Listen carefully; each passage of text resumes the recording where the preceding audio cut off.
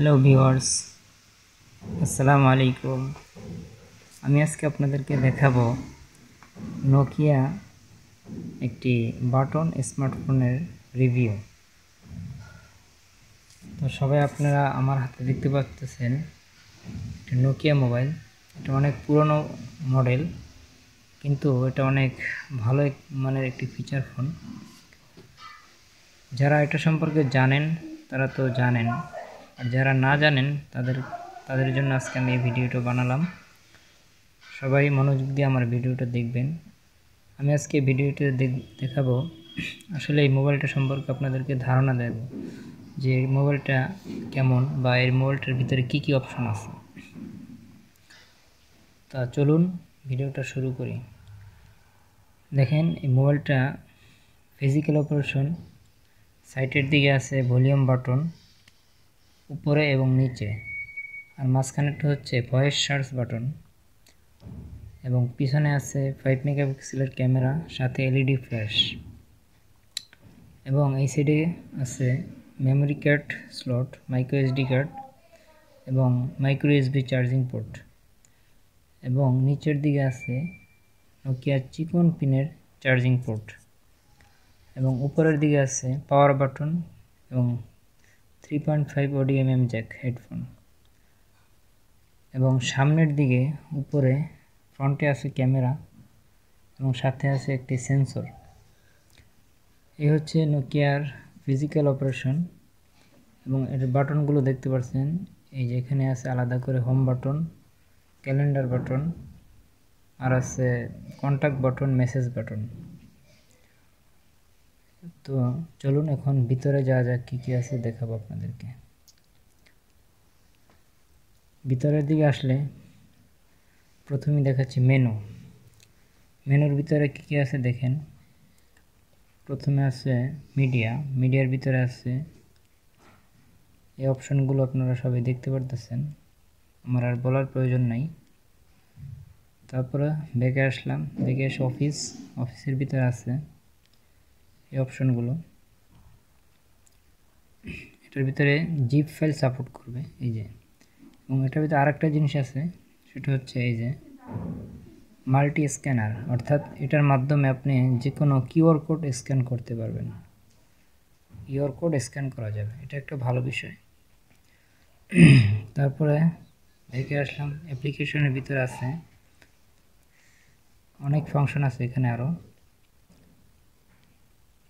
আছে আপনার যেগুলো আছে, এছাড়াও আপনি আরও অ্যাপ্লিকেশন ইনস্টল করতে পারবেন। তারপরে সেটিংস, এটার ভিতরে আসলে এখানে আরও অনেক কিছু আছে, থিমস আছে, থিমসের ভিতরে আছে অনেক প্রকার, general themes, menu view, stand by theme, wallpaper, power saver theme, call image theme, audio theme. আচ্ছা, এরপরে এটাতে 3D টোন সাপোর্ট করবে, এই যে দেখতে পাচ্ছেন 3D টোনস। তারপর আছে কানেক্টিভিটির ভিতরে আছে ব্লুটুথ, ওয়ালএন মানে এটা ওয়াইফাই, অর্থাৎ আগে ছিল ওয়ালএন, এখন বর্তমানে ওয়াইফাই। তো এটা দিয়ে আপনারা ওয়াইফাই চালাতে পারবেন, ওয়াইফাই কানেক্ট করে ইউজ করতে পারবেন।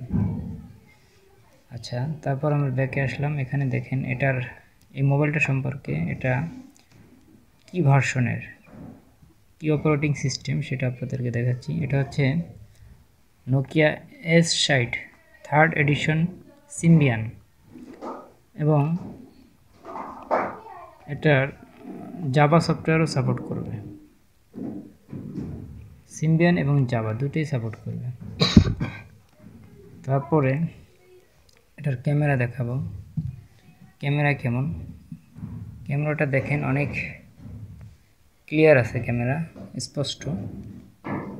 এবং এটার ফ্রন্ট ক্যামেরা কীভাবে আনবেন, এই অপশনে যাওয়ার পরে ইউজ সেকেন্ডারি ক্যামেরা এখান থেকে সিলেক্ট করে ফ্রন্ট ক্যামেরাটা আসবে। এরপরে হচ্ছে তারপরে এখানে আর কিছু নেই। তারপর সেটিংসের ভিতরে আরও কিছু জিনিস আছে, যেমন সেটিংস, জেনারেল পার্সোনালাইজেশন ডিসপ্লে, তারপর আছে স্ট্যান্ড বাই মোড, তারপর আছে এখানে অন টাচ কি হচ্ছে এই বাটনগুলো।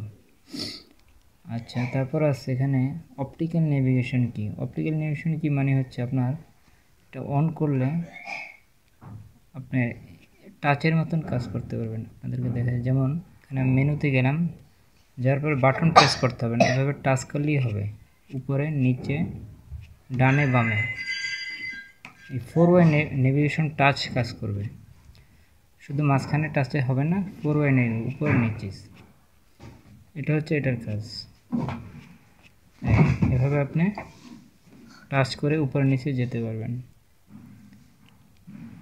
তারপরে এটাকে আমি বন্ধ করে দিলাম। আর এখানে আছে সেন্সরটা ওপেন করলে এখানে দেখতে পারতেছেন দুইটা অপশন আছে। তারপরে হচ্ছে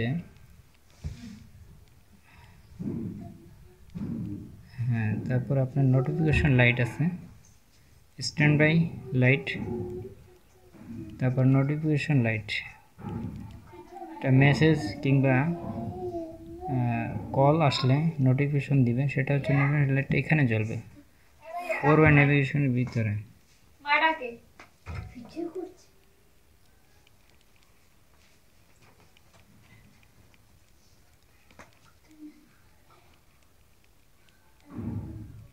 আচ্ছা, তাহলে আরেকটা জিনিস আছে, এটা ভালো, সেটা হচ্ছে এটা দিয়ে আপনি টর্চ ইউজ করতে পারবেন। এই যে দেখতে পাচ্ছেন নিচে একটা টর্চ বাটন আছে, এটা লং প্রেস করলে আপনি টর্চ জ্বলবে, ক্যামেরা ফ্ল্যাশ, যেটাকে আপনি টর্চ হিসেবে ইউজ করতে পারবেন। আবার লং প্রেস করলে এটা বন্ধ হবে। আর এটার ফোন মেমোরি কত আছে সেটা দেখাবো। ফোন মেমোরি হচ্ছে এই যে 230 MB খালি আছে, এটাতে আপনার টোটাল মেমোরি হচ্ছে 256 MB এবং এক্সট্রা মেমোরি কার্ড সাপোর্ট করবে। এই হচ্ছে এটার মোটামুটি একটি রিভিউ বা এটা সম্পর্কে আপনাদেরকে ধারণা দিলাম যারা না জানেন। তো সবাই ভালো থাকবেন, আর ভিডিওটা ভালো লাগলে লাইক দিবেন, আমার চ্যানেলটা সাবস্ক্রাইব করুন। ধন্যবাদ।